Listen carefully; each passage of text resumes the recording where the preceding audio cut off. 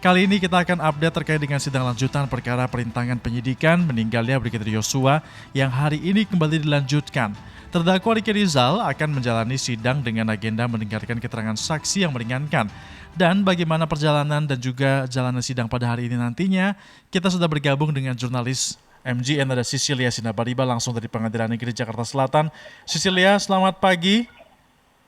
Ya, Febrian, selamat pagi. Iya, Cecilia, Anda bisa jelaskan ataupun gambarkan kepada kami siapa saja yang akan menjalani sidang pada hari ini dan dan saksi apa yang akan dihadirkan? Iya, Febrian, untuk hari ini Ricky Rizal memang kembali akan menjalani sidang dengan agenda mendengarkan keterangan saksi yang meringankan. Tadi pihak dari kuasa hukum Ricky Rizal menyampaikan kepada kami bahwa ada 2 ahli pidana yang akan dihadirkan untuk hari ini. Yang pertama ada Dr. Firman yang merupakan dosen Fakultas Hukum dari Universitas Tarumanagara dan juga dosen Fakultas Hukum dari Universitas Asafiyah. Kemudian yang kedua ada Dr. Solahuddin yang merupakan dosen Fakultas Hukum dari Ubaya, Surabaya. 2 ahli ini merupakan pakar hukum pidana yang nanti akan memberikan keterangan dari sudut pandang hukum pidana di depan majelis hakim dan juga jaksa penuntut umum. Ada beberapa hal tentunya yang nanti akan digali oleh pihak dari penasihat hukum dengan menghadirkan para ahli ini. Yang pertama nanti akan menggali bagaimana terkait dengan pasal 340. Kita tahu dakwaan yang diberikan oleh jaksa penuntut umum kepada Ricky Rizal ini adalah pasal 340 terkait dengan pembunuhan berencana, pasal 380 pembunuhan dan juga jungto pasal 55 ayat 1 ke 1. Nah, salah satu yang nanti akan digali adalah pasal 340 mengenai pembunuhan berencana. Selain itu nanti juga akan digali mengenai pasal 55 ayat 1 ke 1 yang di dalamnya memuat mengenai pasal penyertaan di mana ada orang-orang yang menyuruh melakukan dan juga ada turut serta melakukan. Itu tercantum dalam pasal 55 ayat 1 ke 1 KUH pidana. Nah, inilah nanti yang akan coba digali oleh pihak dari kuasa hukum terhadap 2 ahli pidana ini dan tentunya nanti yang akan diberikan adalah pendapat yang diharapkan dan tentunya akan meringankan dari Ricky Rizal. Kuasa hukum tadi menyatakan bahwa sebenarnya 2 ahli pidana ini adalah orang yang dikenal oleh pihak dari kuasa hukum atau kenalan dari kuasa hukum dan juga memberikan keterangan atas dasar kemanusiaan, atas dasar solidar karena melihat bahwa Ricky Rizal telah berani menyampaikan dengan jujur apa yang ia ketahui terkait dengan kejadian di Duren 3 dan juga di Saguling pada 8 Juli 2022 yang lalu. Kemudian kita mengetahui bahwa sebenarnya Ricky Rizal dalam hal ini berperan diketahui dari surat dakwaan yang disampaikan oleh jaksa penuntut umum bahwa Ricky Rizal berperan mengawasi Yosua sebelum ia ditembak mati di Duren 3. Kemudian Ricky Rizal disebut juga mengawasi Yosua di garasi di rumah Duren 3 dan juga Yosua diketahui Ricky Rizal, maksud kami diketahui memanggil Yosua dari taman ke dalam rumah. Inilah peran-peran yang disebut oleh jaksa penuntut umum yang dilakukan oleh Ricky Rizal yang disebut turut serta melakukan pembunuhan. Turut serta yang dimaksudkan oleh jaksa penuntut umum tersebut adalah peran-peran yang tadi kami sampaikan. Baik, Cecilia, kalau tadi Anda katakan ada 2 ahli pidana yang akan dihadirkan, sebenarnya apa tujuan dari ahli pidana dihadirkan? Apakah memang menginginkan agar pasal 340 dibatalkan atau memang untuk meringankan ke arah tidak terbuktinya pembunuhan berencana dan juga hanya penyertaan saja? Bagaimana, Cecilia?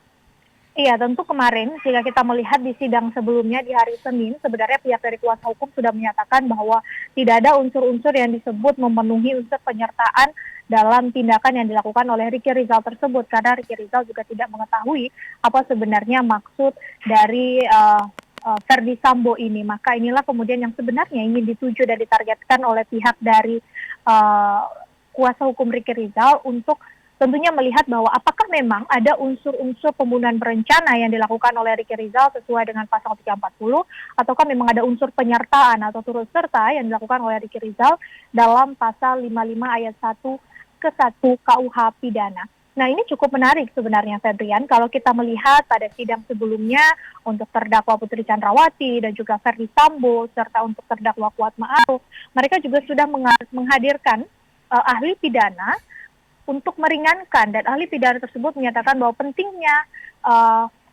pentingnya ada meeting of mind atau kesamaan kehendak atau kehendak yang sama untuk melakukan suatu tindak pidana. Nah, tindak pidana tentu yang kita lihat dalam konteks ini adalah tindak pidana pembunuhan ataupun penembakan yang dilakukan terhadap Brigadir Yosua. Nah, kalau melihat untuk hari ini tentu ini jugalah yang akan digali oleh pihak dari kuasa hukum Ricky Rizal. Bagaimana sebenarnya unsur-unsur apa saja yang bisa membuktikan seseorang tersebut dinyatakan turut serta dalam suatu tindak pidana. Kalau misalnya kita melihat di pasal 55 ayat 1 ke 1 KUHP yang dapat dipidana itu adalah mereka yang melakukan, yang menyuruh melakukan, dan yang turut serta melakukan perkara. Inilah kemudian yang nanti akan ditanyakan pembuktian-pembuktian apa saja yang perlu dilakukan agar bisa menyatakan bahwa seseorang itu turut serta. Febrian. Baik, Cecilia, hari ini juga ada rencana Majelis Hakim ke rumah Verdi Sambo. Apa yang akan dilakukan di sana oleh Majelis Hakim? Apa yang ingin digali? Ya, Febrian, sebelumnya pihak dari Putri Chandrawati dan juga Verdi Sambola yang mengajukan untuk dilakukannya tinjauan atau sidang di lokasi. Artinya akan pihak Majelis Hakim diminta bersama dengan Jaksa Penuntut Umum untuk mendatangi langsung lokasi di Duren 3 dan juga Saguling. Nah, tentu tujuannya adalah untuk memberikan gambaran yang lebih jelas bagaimana sebenarnya kejadian di Duren 3 dan juga Saguling. Namun pihak dari Jaksa Penuntut Umum kemarin seusai sidang menyatakan bahwa tidak akan ada pembuktian di dalam tinjauan tersebut. Artinya hanya benar-benar untuk melihat saja dan memberikan gambaran kepada Majelis Hakim. Dan ini juga sudah disepakati oleh pihak dari kuasa hukum Putri Chandrawati, Verdi Sambo, dan juga Majelis Hakim bahwa tinjauan yang dilakukan hari ini ke Duren 3 dan juga ke Saguling bukan untuk pembuktian perkara, namun lebih kepada melihat lebih jelas mengenai perkara ini. Kemudian untuk melihat, kita tahu ada keterangan-keterangan yang sudah disampaikan oleh ART dari Verdi Sambo, oleh sejumlah saksi mahkota juga. Nah, inilah kemudian yang akan lebih didalami oleh pihak dari Majelis Hakim tanpa adanya pembuktian pada hari ini. Nah, untuk ke Saguling dan juga ke Duren 3, pihak dari Majelis Hakim menyatakan nanti akan melakukan ke lokasi ini sekitar pukul 14 waktu Indonesia Barat atau jam 2 siang. Namun ini masih kondisional, nanti akan melihat jam berapa selesai untuk sidang Ricky Rizal. Artinya selepas sidang Ricky Rizal, baru pihak dari Majelis Hakim akan menuju ke lokasi. Karena Majelis Hakim yang menangani kasus Verdi Sambo atau perkara Verdi Sambo ini sama dengan Majelis Hakim yang menangani perkara dari Ricky Rizal. Sehingga harus menyelesaikan perkara Ricky Rizal terlebih dahulu. Baik, Febrian. Cecilia, lalu kalau misalnya hanya tidak untuk pembuktian, apa bedanya dengan rekonstruksi? Apalagi kalau ini dikatakan tidak ada pembuktian, urgensinya mengapa harus dilakukan ke lokasi TKP? Iya, betul sekali Febrian. Sebenarnya terkait dengan rekonstruksi itu pula yang kemarin sebenarnya pihak jaksa menginginkan untuk menghadirkan setidaknya ada 6 saksi dari pihak jaksa yang juga turut dihadirkan ke lokasi. Namun pihak dari Majelis Hakim menolak karena pihak jaksa penuntut umum sudah melakukan rekonstruksi sebelumnya, sudah hadir ke rekonstruksi sebelumnya, sudah tahu mengenai bagaimana rekonstruksi kejadian dari di Duren 3 dan juga di Saguling. Namun untuk hari ini kemarin pihak Majelis Hakim hanya menyatakan bahwa tujuan ke lokasi ini benar-benar hanya untuk memberikan gambaran yang lebih jelas saja kepada Majelis Hakim, di mana sebenarnya titik-titik dari kejadian tersebut, apakah memang sudah sesuai dengan keterangan dari para saksi. Tentunya ini akan menjadi pertimbangan, Febrian, dari Majelis Hakim untuk bisa memberikan vonis nantinya kepada terdakwa yang terlibat dalam kasus ini. Artinya kehadiran dari Majelis Hakim ke lokasi ini adalah mengumpulkan bahan pertimbangan nantinya bagi Majelis Hakim untuk menentukan vonis.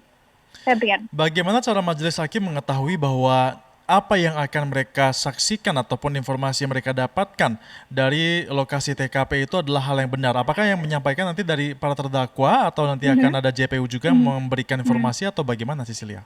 Iya, baik Febrian. Tidak akan ada terdakwa yang dihadirkan pada proses menuju ke lokasi pada hari ini. Artinya yang akan hadir di Duren 3 dan juga di Saguling adalah pihak dari penasihat hukum dan juga jaksa penuntut umum.